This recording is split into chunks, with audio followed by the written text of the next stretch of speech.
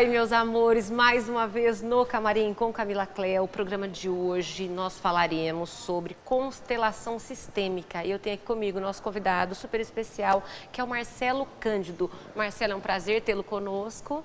Eu gostaria que você se apresentasse para o público. Ok, Camila, olá, obrigado pela oportunidade de estar aqui com você.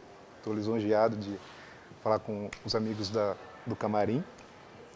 E eu sou Marcelo Cândido, como você apresentou, me considero avariense, sou administrador de empresas por formação, tenho MBA em gestão de pessoas e nos últimos 3 anos eu tenho me dedicado ao desenvolvimento humano. E tive minha primeira formação pelo Instituto Imensa Vida, em constelação sistêmica. E nos últimos anos eu fiz 3 formações em coaching sistêmico, master coaching e constelações organizacionais, que também é uma nova área que muitas pessoas não conhecem, mas hoje a constelação ela está em várias áreas do conhecimento, jurídica, educacional, empresarial. Vamos perguntar para ele, né? Muitos de vocês não sabem, eu também estou periclitante aqui nesse assunto, o que é constelação. Hoje em dia é muito dita constelação familiar, né? O Marcelo nos apresentou como sistêmica. O que é uma constelação? Ok, Camila, vamos lá. Primeiro vamos falar da palavra. Constelação foi uma tradução errônea do original do alemão, que é Aufstellung, que significa posicionamento ou posicionamento familiar. Quando ela foi traduzida para o inglês, ela foi traduzida como constellate e aí para o português, constelação. Mas na verdade, se a gente pudesse falar, seria melhor usar o termo visualização, ok? Por quê? O grande objetivo de uma visualização ou de uma constelação é ampliar a visão do cliente sobre uma determinada situação, sobre uma determinada dificuldade ou problema que ele tenha, que a gente chama de questão. Portanto, quando o cliente chega para mim, eu vou perguntar para ele qual é a sua questão. E todos nós sabemos hoje em dia que temos muitas questões. Às vezes tem clientes que querem resolver a vida toda numa constelação. E não é assim que funciona. É apenas um tema e uma situação. Esse é o primeiro ponto. O segundo ponto, por que é sistêmico? Porque vem de sistemas. E todo ser humano ele está envolto em sistemas. O primeiro deles é o familiar. Né? Nossos pais, nossos avós, temos o sistema social, temos o sistema geográfico. Portanto, se eu for tratar uma pessoa ou atender uma pessoa, eu tenho que olhar todo esse contexto. E é sistêmico porque eu não vou olhar só a pessoa, eu vou olhar todos os sistemas que compõem o contexto desse cliente. Okay? Vocês perceberam que o Marcelo não falou em momento algum problema, ele disse sistema, né? Qual a sua questão e o sistema? Problema não, eu acho que já está solucionado na cabeça dele, né?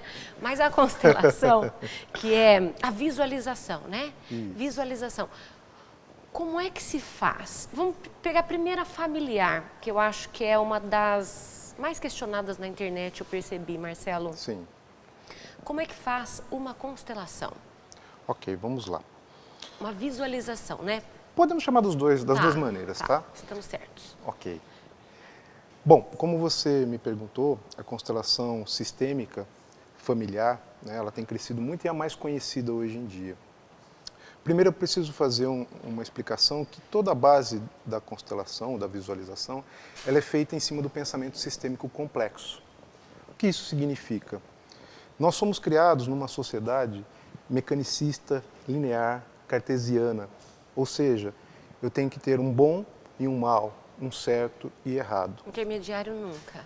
Sim, nós não temos às vezes o meio termo. E dentro do pensamento sistêmico complexo, nós ausentamos julgamentos. Nós olhamos a situação e a questão da forma como ela é. Ela é perfeita da forma como ela é. Hoje, se a gente avalia uma situação, nós avaliamos aquilo é ruim, aquilo é bom. Portanto, dentro do trabalho de constelação, nós não temos esse julgamento.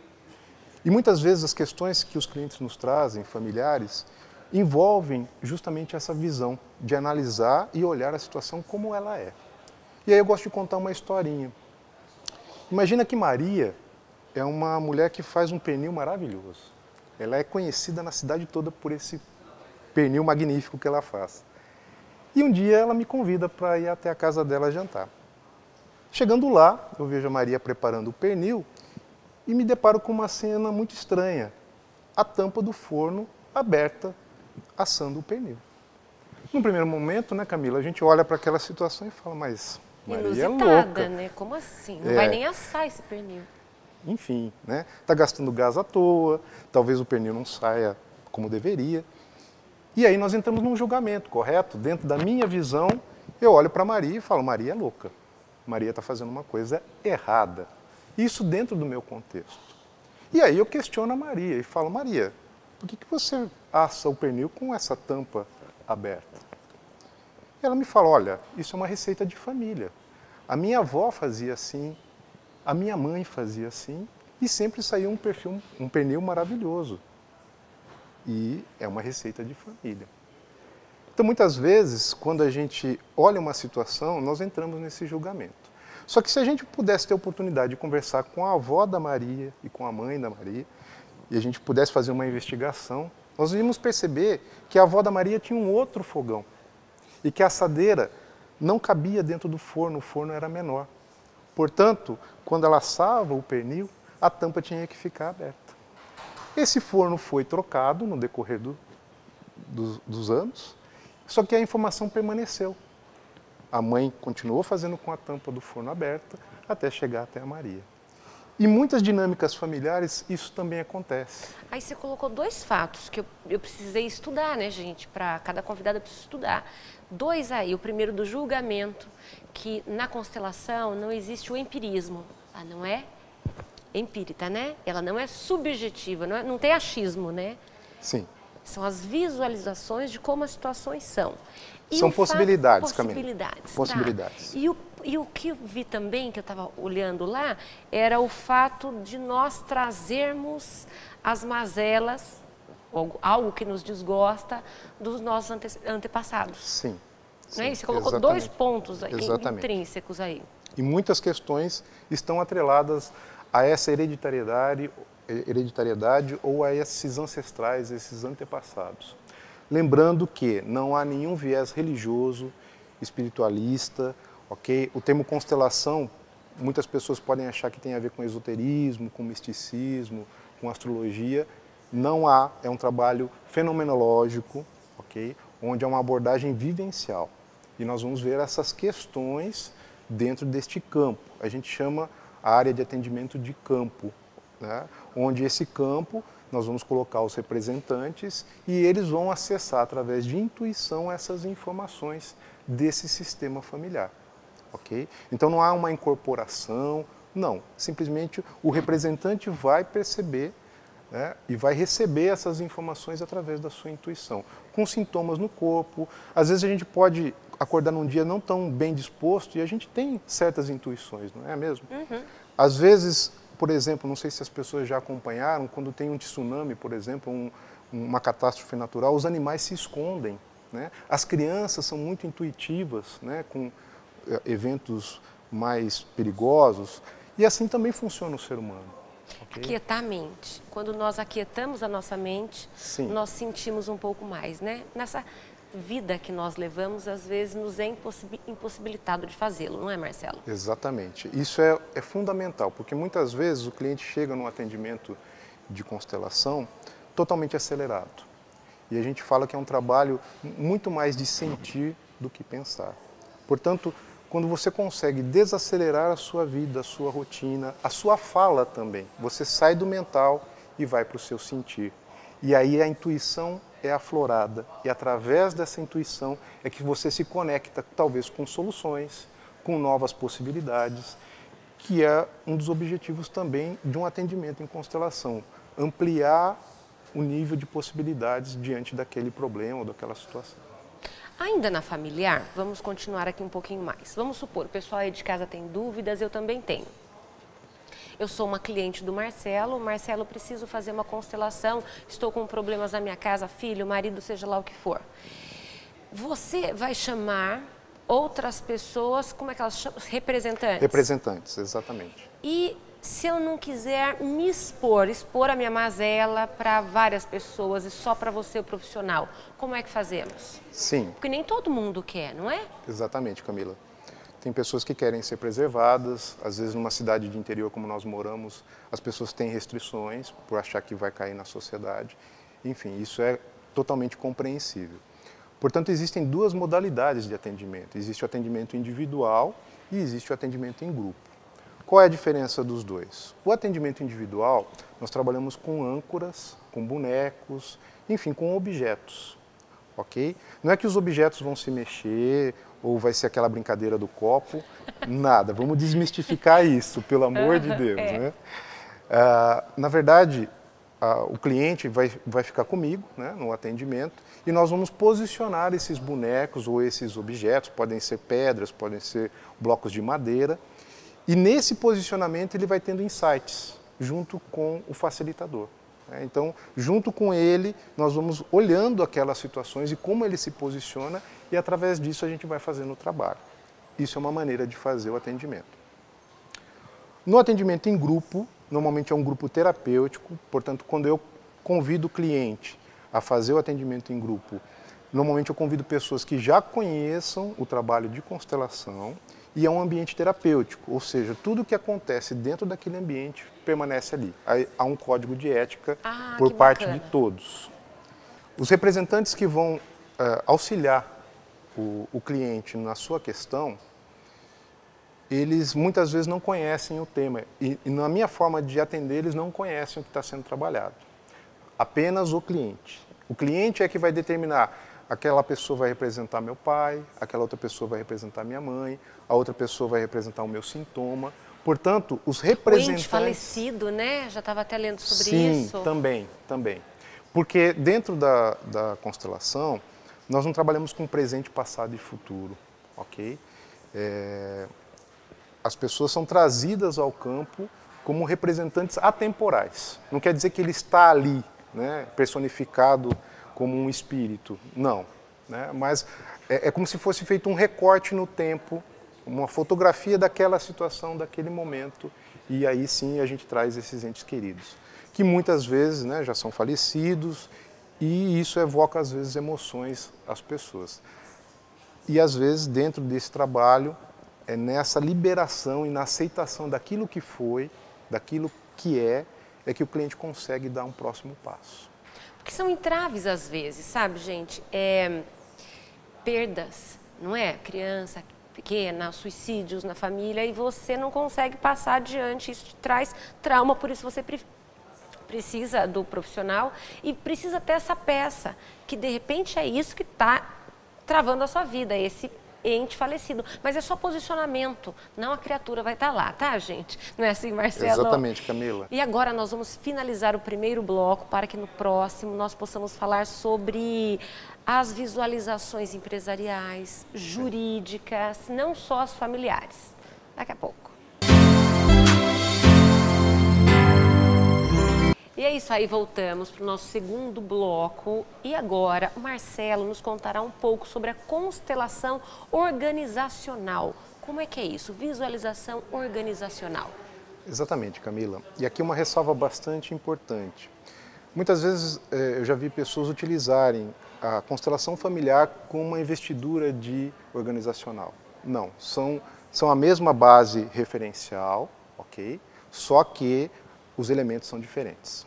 Embora possam aparecer elementos familiares, nós vamos tratar só questões empresariais. Então, problemas de rotatividade com funcionários, atração de clientes, faturamento, e os elementos serão empresariais. E o grande objetivo da constelação organizacional é o bom funcionamento da empresa, ok? O bem-estar da empresa em primeiro lugar. Como você havia me dito aqui nos bastidores, eu, para entender um pouquinho mais, que é diferente da familiar, a constelação organizacional, o Marcelo estava me dando um exemplo. Dê para o público também, para eles entenderem que daí já não é o ente familiar, o membro talvez falecido, não. Como é que é isso? Sim, muito interessante. Eu tive um cliente uma vez que ele tinha uma dificuldade de reconhecimento por parte da sua empresa. Ele se queixava que trabalhava demais e não era reconhecido, não era promovido. E nós fizemos o atendimento. E muito interessante que no primeiro movimento, né, no posicionamento que ele colocou o representante dele, colocou o representante da empresa. E aí quando nós liberamos os movimentos, o representante da empresa virou-se de costas para ele. Ou seja, nitidamente aquilo que estava acontecendo. A empresa não olhava para o colaborador. E aí, dentro do nosso trabalho sistêmico, utilizando, né, as ferramentas e a intuição, nós chegamos numa harmonização, onde no final do atendimento, a empresa olhou para ele e reconheceu o esforço, reconheceu a dedicação daquele colaborador. E aí, essa pessoa, uma semana depois, me liga, dizendo que 2 dias depois do atendimento, os diretores dessa empresa entraram na sua sala e disseram, olha, nós estamos pedindo desculpas para você porque nós não tínhamos reconhecido o seu trabalho, o seu engajamento e você será promovido. E conversei com ele recentemente, realmente isso aconteceu de fato. Gente, essa energia, vocês vão de convir aí em casa que essa direção que entrou na sala do profissional nem sonhava que ele tinha feito uma constelação, entenderam, gente? Energia dele e energia que você passa adiante, não é, Marcelo? Sim, sim. Eu costumo dizer que todo trabalho de constelação é como uma metáfora de uma pedra lançada num lago tranquilo. A hora que a pedrinha cai no lago, ela forma aquelas ondas. Reverbera. E a gente não sabe onde essa reverberação vai atuar, ok? Que eu imagino que aconteceu neste caso. Agora, uma ressalva importante, Camila. Muitas vezes as pessoas ouvem esses relatos e acham que para ela vai acontecer da mesma maneira ou da mesma forma. Constelação, seja familiar ou organizacional, não existe mágica, não é passe de mágica. Eu vou fazer uma constelação, resolvi os meus problemas. Não é assim, pessoal. Cada caso é um caso. Portanto, o principal ponto eu vejo que é a disponibilidade, a disposição, a vontade de mudar.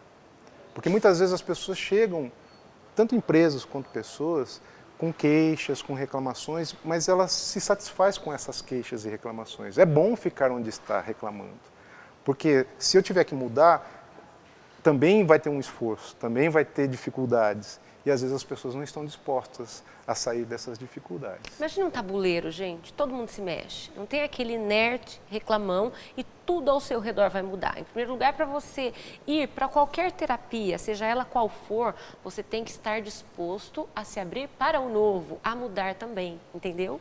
Né? Não é pedra...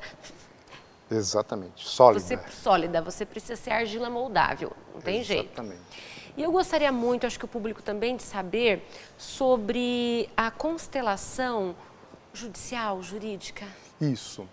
Existe um juiz no Brasil, que é o Sam Storr, que cunhou o termo direito sistêmico, onde ele fez a formação em constelação familiar e começou a aplicar os princípios sistêmicos dentro dos processos que ele atuava, né, como juiz. E ele teve um resultado fantástico. Existem relatos de até 80% de solução de conflitos. E hoje o direito sistêmico ele já está em uma grande quantidade de fóruns, tribunais, e nas sessões da OAB. Inclusive aqui em Avaré, na nossa cidade, foi instalada na semana passada a Comissão de Direito Sistêmico. E eu estou muito feliz que fui convidado também a fazer parte. Parabéns! Obrigado.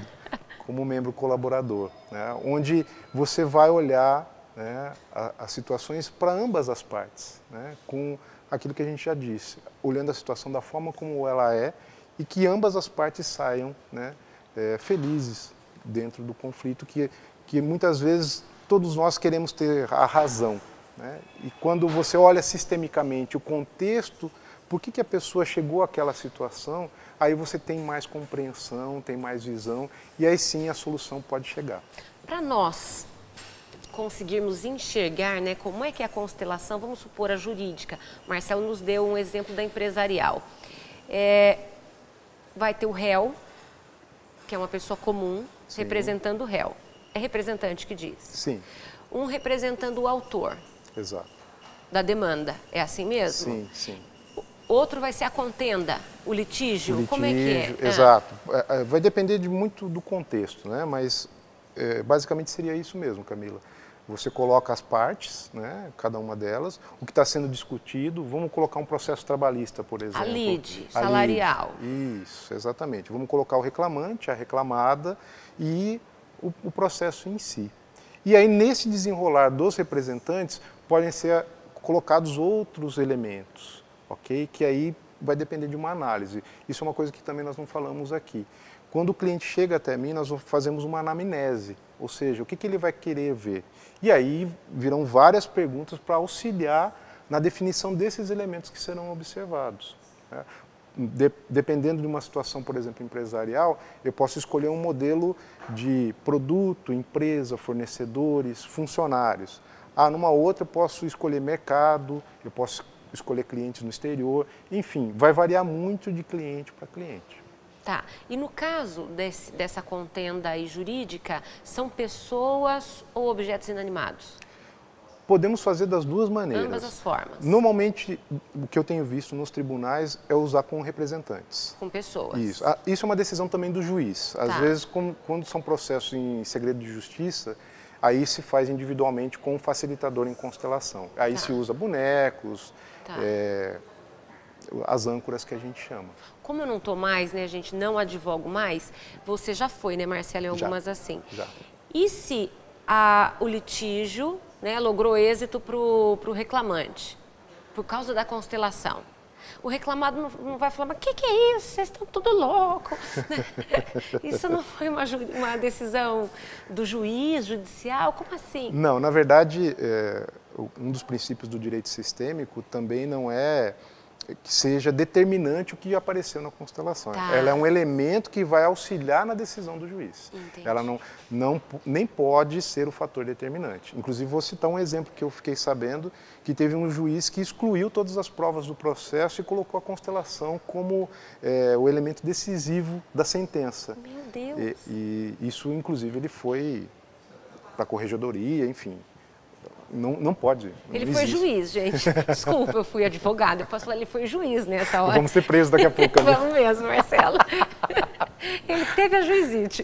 E daí ele excluiu tudo e a mola mestra foi... Não deve ser assim. A constelação é uma abordagem para auxiliar a talvez o cliente se reposicionar e a partir daí fazer um processo de mudança. É aquilo que a gente disse, não é um passe de mágica que através disso vai fazer toda a diferença. Não, é um ponto de partida. Portanto, tem que ter muito cuidado. Por isso é que as pessoas às vezes criticam por não conhecer. E às vezes pegam esses exemplos para rotular o trabalho que é sério, né? O bom constelador ou facilitador, como a gente chama, ele passa por uma formação, ok? De vários finais de semana, não é uma coisa de final de semana só e pronto, já sou constelador. Não. E lidar com pessoas, com questões pessoais, profissionais, é muito delicado. Isso é um princípio que eu tenho comigo. Eu olho com muito amor, com muito respeito, com muito carinho, porque você está cuidando de vidas. Né? E hoje em dia a gente vive numa sociedade tão intolerante, em que qualquer coisa que você diz, em qualquer coisa que você faça, agride o outro. Portanto, num trabalho terapêutico, num trabalho como esse, tem que ter muito respeito.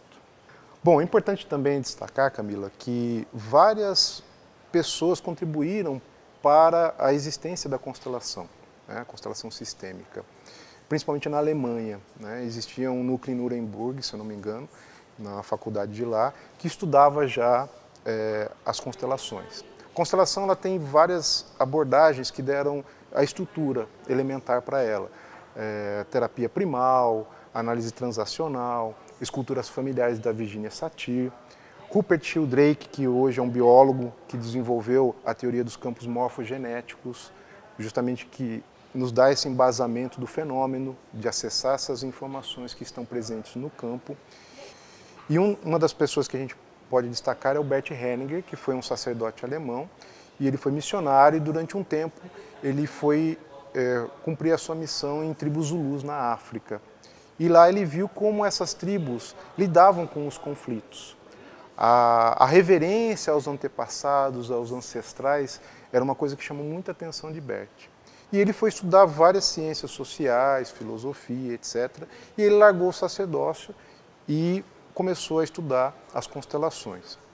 Por muitos ele é considerado o fundador, o inventor da constelação, e por outros ele foi um dos expoentes. E ele conseguiu identificar 3 princípios sistêmicos em que ele escreve como as leis do amor, as 3 leis do amor, que são fundamentos para o atendimento de constelação tanto empresarial, jurídica e familiar. Constelação sistêmica. E quais seriam esses 3 princípios sistêmicos? O primeiro deles é o princípio do pertencimento. Ou seja, eu, você, quem está nos assistindo, pertencemos a um sistema. Todo ser humano tem o direito a pertencer a um sistema, ok? E toda vez que essa pessoa é privada de pertencer a esse sistema, ocorre uma exclusão. Ou seja, é como se fosse feito um buraco naquele sistema. Vamos dar um exemplo. Muitas famílias, às vezes, têm dependentes químicos, aquele tio alcoólatra, em que ninguém quer mais cuidar, em que ninguém mais quer olhar, e ele é excluído do convívio. Ou seja, nesse momento, existe o que a gente chama de um emaranhamento, ou seja, aquela pessoa foi privada de viver naquele sistema. Okay? Então, todos nós temos esse direito a pertencimento. Aqui entram os casos de aborto, por exemplo, né, reconhecidos e não reconhecidos, e que podem ter os seus desdobramentos. Né? Lembrando sempre possibilidades. Okay? A gente nunca crava numa constelação que é isso ou é aquilo, são possibilidades. Essa é a primeira lei, ou o primeiro princípio, que é o pertencimento. O segundo é a hierarquia, que significa quem veio antes tem a precedência, tem a prevalência sobre os que vêm depois. Ou seja, eu sou menor que os meus pais são menores que os meus avós. Então há uma ordem, né, cronológica onde isso deve ser respeitado. E toda vez que isso não é respeitado, também se provoca um emaranhamento. A gente vê em muitas situações, Camila, de atendimento, às vezes pais ocupando o lugar dos filhos e invertem, fazem uma transferência. Os filhos começam a comandar a família, ok? E aí existe todo um emaranhamento. Exatamente, muitos conflitos, etc. Já dentro da área organizacional, ou numa outra visão também de hierarquia, às vezes não é só quem chegou primeiro, né? Porque em muitas situações nas empresas, é muito comum a gente ver assim, eu trabalhei muito tempo com recursos humanos, né? E às vezes chega aquele novo funcionário, novo gerente, que quer modificar tudo. Não honra aquilo que já foi construído anteriormente. E aí quebra todas as situações. Quebra a precedência. Exatamente. E aí quer fazer tudo novo. Isso tem campo vibracional, como nós estávamos conversando aqui. Exatamente. Né? E a probabilidade de aquilo que não foi respeitado acabar se repetindo em várias situações, em vários problemas, em vários emaranhamentos, e aí ninguém sabe como aquilo acontece, por que a empresa não se desenvolve, por que aquela equipe tem um turnover muito alto, podem ser possibilidades disso. E a hierarquia também pode ser em termos de conhecimento. Dependendo de uma família, vamos imaginar que tem 3 filhos. Pelo princípio da hierarquia, o filho mais velho seria o que teria a prevalência, né? Ou a precedência. Mas vamos imaginar que esses 3 filhos, um é dentista, outro é médico e outro é arquiteto. E eu vou fazer uma reforma na minha casa com os meus 3 filhos. Quem é mais importante nessa hierarquia? Logicamente seria o arquiteto, porque ele tem o conhecimento daquela situação, e não o mais velho que talvez seja o médico, por exemplo. Então isso também é importante a gente destacar. E a terceira lei é uma das mais importantes para todo relacionamento humano, que é a lei do equilíbrio, o equilíbrio de troca entre dar e receber. Toda vez que essa lei é desrespeitada, né, também provoca um emaranhamento. Então a gente vê, por exemplo, num relacionamento de casal, né, aquela mulher que dá tudo que ela tem, se esforça, se dedica, se entrega, né, e o marido só recebe. Então ela começa a ficar grande perante o marido, que só recebe. Então, para igualar essa situação, o que o marido muitas vezes faz? Passa a rasteira, os dois ficam no mesmo nível. Aí fica aquela crítica aqui, nossa, mas eu fiz tudo por ele, e ele pisou na bola comigo, me traiu, ou fez o que fez, ok? Portanto, todo relacionamento humano, ele tem que ter esse equilíbrio, seja na área profissional, seja na área pessoal, não é? E quando isso é preservado, a relação tem muita possibilidade de dar certo. Ou seja, né? Enorme, gente, esse tema. E eu gostaria muito que depois o Marcelo retornasse, porque vai ter muitas dúvidas aí embaixo, né, nos comentários, porque eu vou levar esse programa também para o YouTube. E eu gostaria enormemente de agradecê-lo, Marcelo. Gostaria que você voltasse para tirar todas as dúvidas, ou colocar só a familiar, de acordo com o que vocês quiserem, ou só a empresarial, tá bom? Ou só jurídica, de repente. Tá bom, Marcelo? Tá ótimo. Foi um prazer enorme tê-lo conosco. Muito obrigada. Eu que agradeço. Gratidão. É isso aí, meus amores. Um forte abraço, fiquem com Deus e até o próximo programa. Tchau.